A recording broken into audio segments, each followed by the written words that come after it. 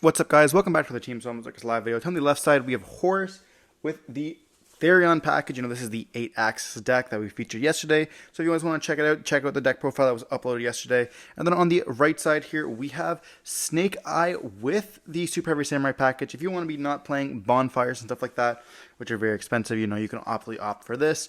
We're going to be seeing them choose to go first here. Before we dive into the like, comment, subscribe, let's channel a lot. We are going to be seeing the bike search for the copy of the good old level 4 guy, Prodigy. Then Prodigy will be able to put itself in the scale, activate the effect, summon himself out as level 4. Then put the Big Benki on the field. Big Benki will activate the effect, searching for the Soul Booster, which is what you get to the level rank 4 extensions, which then get to search for the copy of Poplar. But we're going to see an Ash dropped on the Big Benki here, and then they are going to looks like pass turn on this. We're going to see Therion Disc Coliseum be activated here. That allows us to search for a Therion monster, searching for the Lilyboria, which can then obviously search for another card as well. So not having other plays other than that Prodigy, which is very kind of hard, but we do most likely have hand traps. We are going to see the Scareclaw going to be normal summoned, which is going to be able to activate the effect, searching for the Arrival, which can then reborn out a copy of itself, or a Vista Starfrost in the graveyard. We're going to be seeing a Forbidden Droplet sending the copy of Lilyboria to negate the Prodigy there. This is going to, so we can just get a Therion card in the graveyard. And then we see a Regulus attach itself, or activate the effect, attaching the Lilyboria to itself here. That's just going to be then letting us activate the effect of Lilyboria on the Regulus, sending itself to then let us search for another Therion here. You know, a nice little combo piece. It's pretty cool that we see like those in-engine cards like Forbidden, or the non-engine cards like Forbidden Droplets help out our engine significantly when we have cards like the Therions there. But we are going to be searching for a Therion card. We are going to be searching for the trap. I think it's called Therion Stand Up. I'm not quite sure exactly what it does. I haven't played these cards for a very long time. I know what Regulus and Lilyboria does. Well, that's pretty much it. They're actually going to search up for the charge instead. This is going to be the trade-in for the copies of the Therions.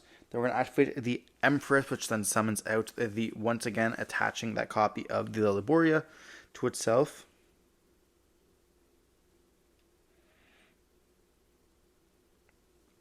And then it looks like they might be considering linking away here for a copy of the Scareclaw. Then we can activate the effect to search for the field spell here. This can give us access to another copy of the Reichphobia if needed. You know, pretty useful for those link climbs. We're going to see the charge be able to activate, sending it to then draw 2 additional cards here. You know, having lots of like resources and searches and draws. Then we see the Gold Sark activating the first copy of the cards that we really have used.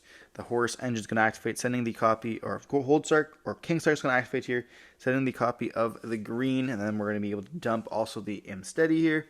We can then reborn both those bodies, which are level 8 bodies. So now we have 4 level 8s on the field alongside a Scareclaw. Chances are we most likely will be keeping that Regulus on the field, but we will be able to overlay for a copy of Zombie Vampire, which is going to fill up our graveyard once again. They're going to see us activate a Mourner on the Zombie Vampire summon here. This is going to make it so that we might be forced to Regulus negate if we want to actually get that mill. I don't think we necessarily need the mill. We are going to be seeing the King Sark activate once again here, sending another card to get that third copy of the Daimamut. You know, so we have used all the copies of the King Sark. We then can summon out the Daimamut here. And we get to overlay it once again. Will we see another copy of it? No, we see a Circus instead. So we might have actually wanted to use the Regulus there. But it looks like we have a Veiler for the copy of Circus as well here. So kind of important that we did not use that copy of the Regulus. And they're also choosing to keep it onto the field, which is interesting.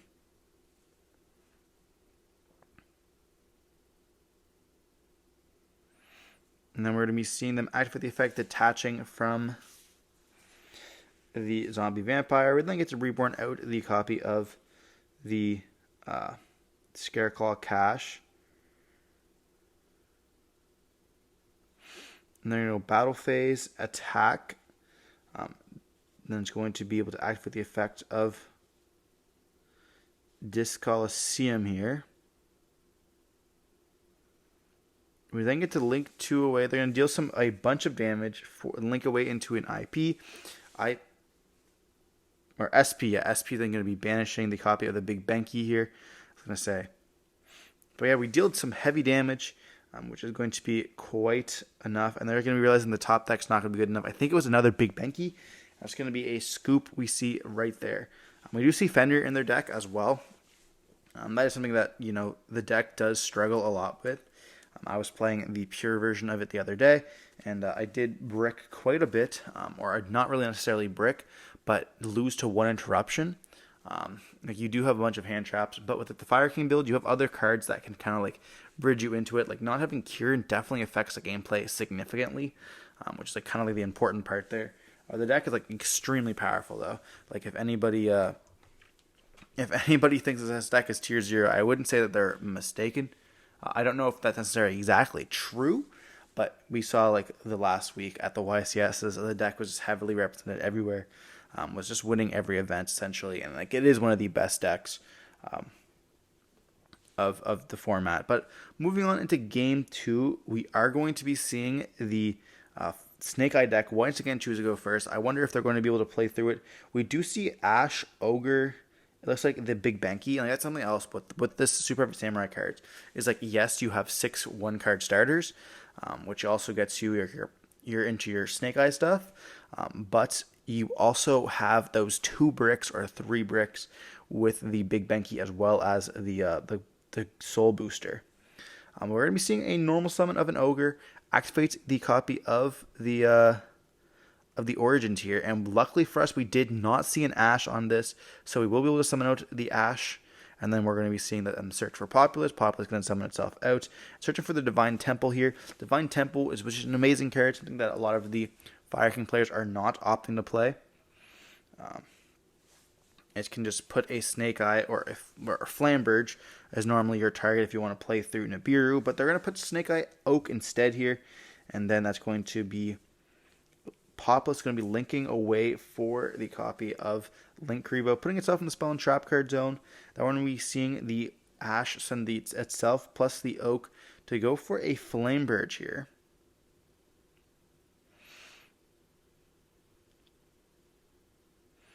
And interesting that we chose to do that. A lot of the times I was finding myself putting my second Flamberge into the Spell and Trap card zone and then summoning it out, so I could just give access to another body. But at this point, we link away. We just don't have a third. I guess we do have the Oak still. We just don't have the Flamberge just summon back out. The 2, then Oak add back.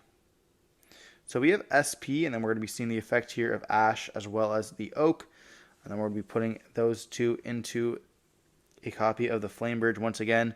We then get to link up into a copy of the Princess. You're going to then be able to reborn out the Oak, and Oak will bring back the Ash. We're going to see Flamberge being able to put the copy of SP into the Spell and Trap card zone, so trying to reborn that back out. Then we get to link away for a copy of the Sunlight Wolf. Then we're going to go for the Link Kribo line here. So we're going to try to get that draw 1. And then we add back the Ash for the follow-up. And then you can link away for a decode. And we're going to get an additional draw here. And this is going to be the line you can either go for Amber Whale or you can go for this. And I find that without Kieran in the deck, you definitely have to play for your combo lines later. But this is not bad at all. We're going to see a set card. And then going to be passing on this. And when we see Flamberge as well as the decode paying another 1,000, we're going to be summoning itself out here. So now we have a few forms of interruption. Or we just have hand traps plus SP, which is pretty nice. But we just draw 2 cards there, had our additional cards, and we only use a 2-card combo, which is really nice.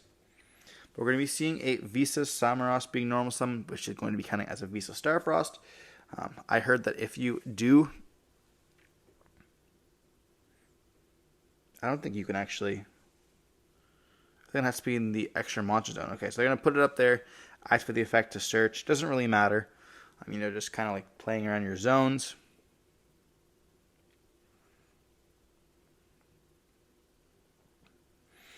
And then we are going to be seeing the...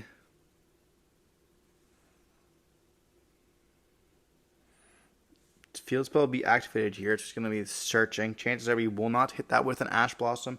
It is possible that we might actually. But if they already have the card in the hand, you're going to get heavily punished. So you might just want to stop that search there.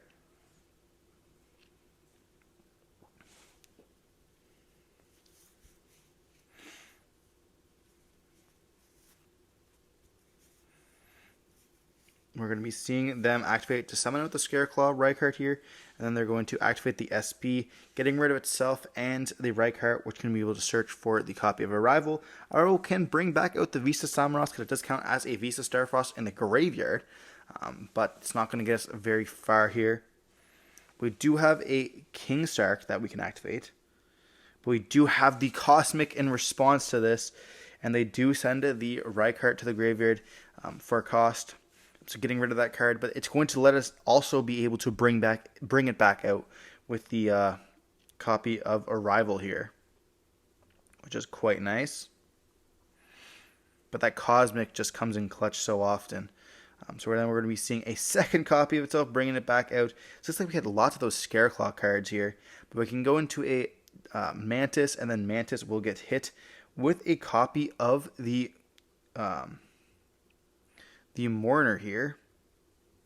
So we're completely stopping the access to the Therion engine. We're going to be banishing to summon out a copy of Vicious Astrolabe, which is going to be targeting the Decode Talker to destroy. Then we are going to be chaining the effect of Princess here, targeting the Flamebridge as well as the copy of the Vicious Astrolabe to destroy and summon itself out. And then we're going to be seeing the Flamberge going to activate, summoning, and going to be getting that Oak plus Populus, then Populus, and then we're going to be chaining the effect of Link Karibo to put itself there. We had the Princess on the field, so we really couldn't actually summon out the copy of Link Karibo, which is important, but we can't even attempt to summon it. So make sure that when you have Princess on the field, that you do not activate the effect of Link Karibo in the graveyard, and you cannot summon out that Dark, or you're locked into fires there. But we're going to be seeing the Horus deck admit defeat there, moving on to Game 3. It is unfortunate when they don't have any access. We saw heavily Scareclaw access there with those copies of Vicious Astrolabe. I think they had in their hand, they had the Rykart, an Arrival, Visas, Samara, and then King Sark, and that's it. All we would know. Like, that's not that many cards. Like, that's 4 cards out of the 6 that they could have had, and we would have also gotten the 3 cards is the Scareclaw package, and of course the King Sark package is just kind of rough for us, and then we can't even go for anything. They had Cosmic. We got our Diabell Star, or the Mantis card hit with the copy of the Negate, so we can't even get access to like Lily Board or anything like that. But moving on to Game 3, we are going to be seeing the Therion deck, going to be choosing to go first here. Will we potentially get to see them have access to both engines? We're going to see another Visas link away for the Lightheart. Lightheart can activate effect, searching for the copy of the spell once again here. They had the access to the Therion package, or they just were not able to achieve that. Then we're going to see them search for the copy of Rykart here. Summon itself out, activate the effect, searching for the Arrival. It's also insane that you can like dump with the Mantis and then also get your like the fact that the whatever it's called is the level 8 Vicious Astrolabe's level 8. It's actually kind of like sick. We're going to see Mantis here going to be able to dump the Lilyboria, which is a super nice, like just an additional card which is just absolutely free.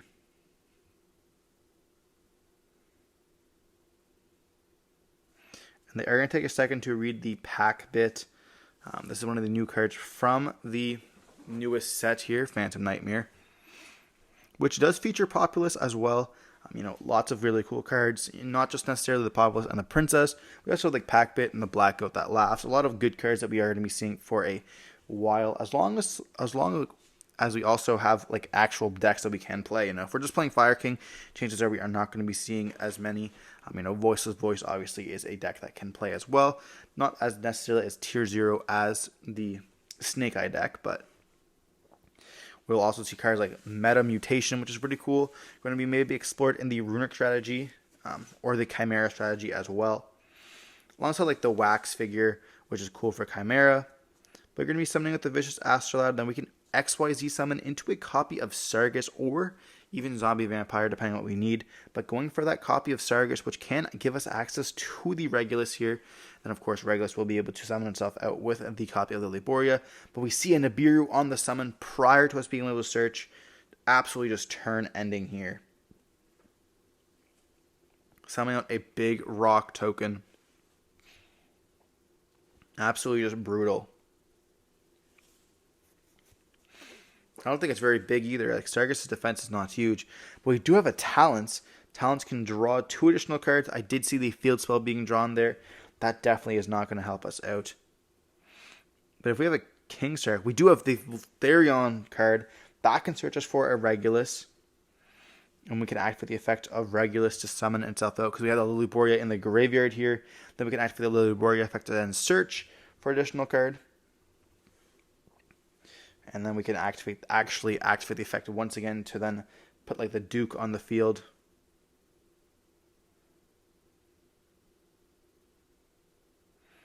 Then we're going to send the Fenrir to search an additional card. We're going to activate the charge, sending itself to draw 2 additional cards. But we have the Ash Blossom for this. Crazy to me that we didn't Ash the Therion Disc Coliseum. Maybe already like saying like, okay, they don't have it already. But if they didn't have the Regulus, why would they not? Like, maybe they thought they had another Therion in hand, and they wanted to get the Regulus for the play. We're going to be seeing the King Sark when he activated. We have more gas. Activating the effect, sending the Forbidden Droplets to send the copy of him steady here.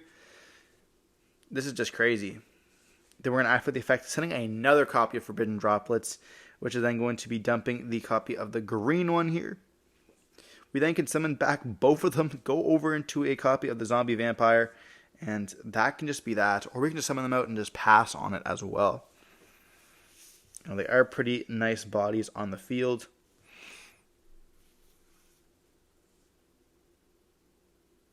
So we're going to send the Ash to get a 3rd one in the graveyard. Going for the Diamond Mutt. This is the last time that we can act for the effect here.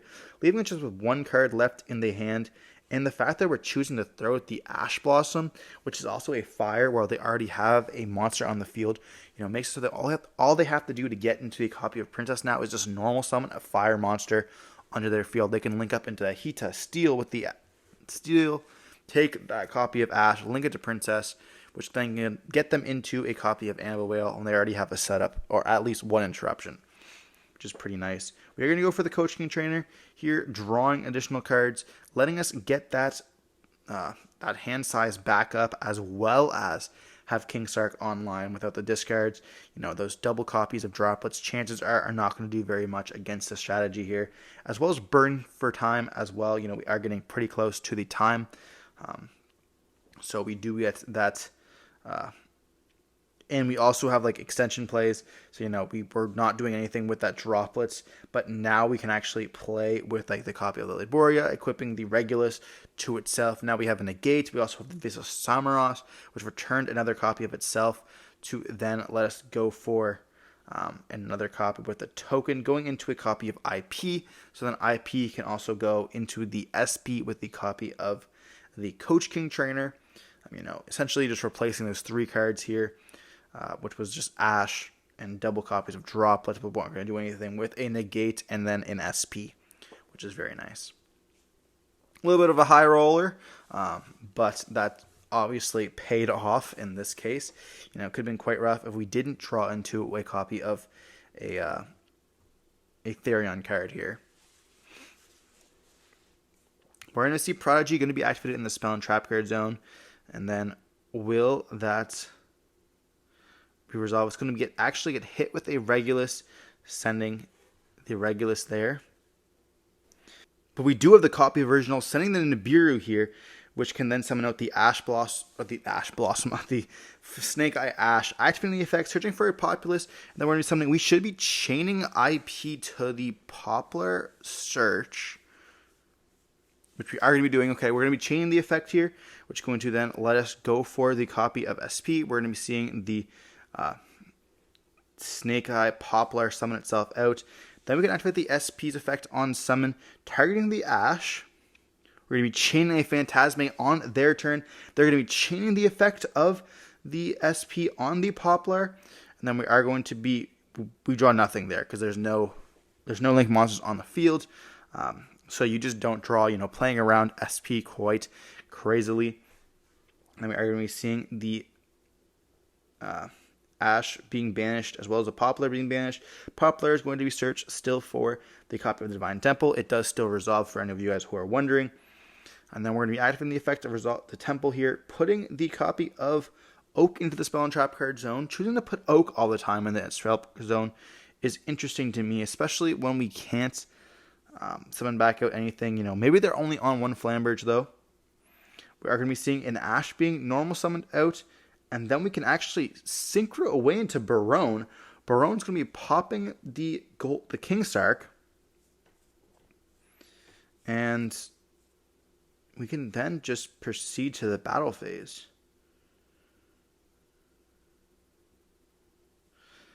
Yeah, I never even thought about it being a level 7. I wonder why. You could kind of play it in cash, I guess, but the problem is then you have it on the field, and it's not really great. So we're actually choosing not even to put it in the graveyard here.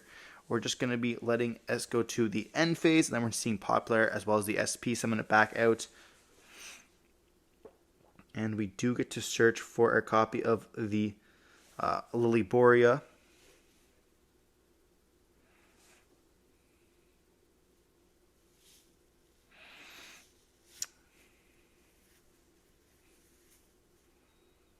We're going to see the King Sark being activated once again. Are we going to see the effect actually negate this? Will we see Baron negate? It looks like we are in the clear. We're going to be seeing the Imsteady being summoned back out. And then we're going to use the effect of Divine Temple, summoning back the Oak. Oak can then summon back out the Ash. Ash can then activate its effects here. And that's going to search for Poplar. Poplar can then activate its effects as well here.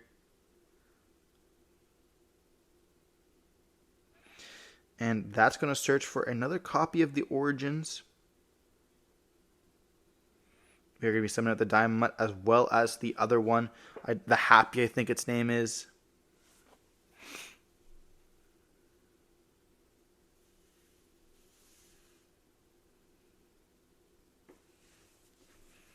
And we do hit the search with Ash. Definitely a valid target. You don't want them to get more Reguluses on the search.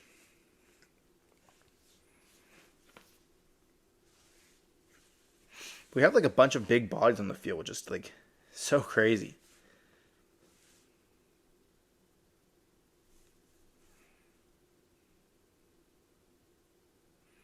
I wonder if maybe it's not worth summoning out all the bodies. I don't know.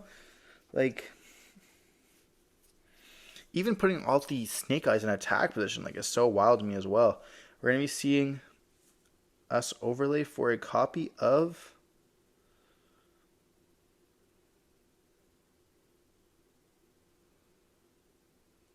the Zombie Vampire.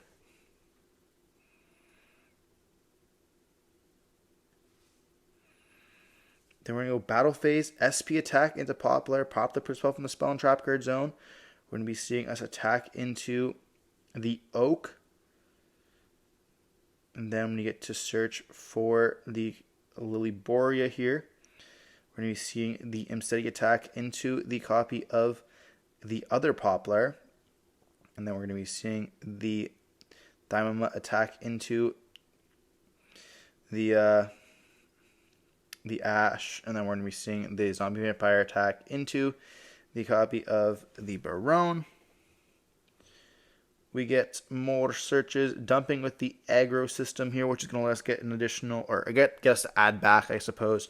Doesn't really get us an additional draw, but